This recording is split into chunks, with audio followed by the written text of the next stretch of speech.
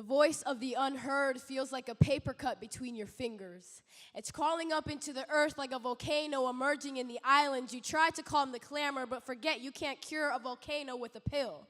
You can't expect your curtained windows to mute the voices outside your doorstep, because the voices unheard are thunderstorms in your churches, disturbing your prayers and singing, disrupting your quiet tea parties, the sound of sharp chalk against red-stained asphalt ringing through your pillow every night.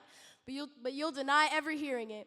You'll say the hottest place on earth is the core, but you must have forgotten my ancestors' graves. You must have forgotten their diaphragms that hold the heat of the sun in their throats every time they speak. You must have forgotten their hands that seize every desire to release the shackles embedded into their ankles, passed on through generations like a secret recipe. You must have forgotten how familiar we are with tragedy and that it stretches far beyond the history you failed to see. Let me remind you.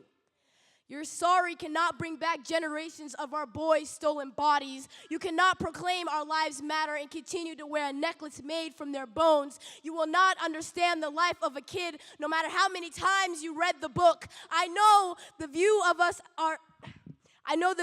us are disasters, but they forget to flip the page.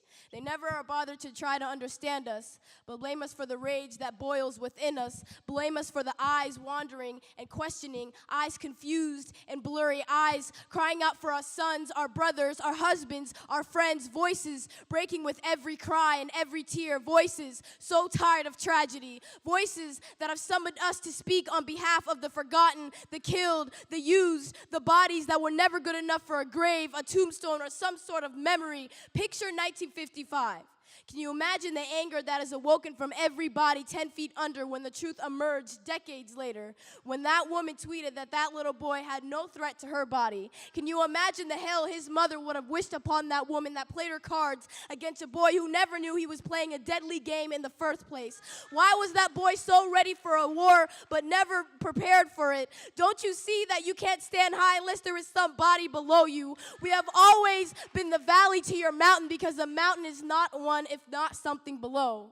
Is it so hard to acknowledge one's destruction of their empire without building your own on top? We have always been your stepping stone, your staircase. We will not seek revenge, but we will claim our redemption. You will remember us as the backbone of this country, whether you like it or not.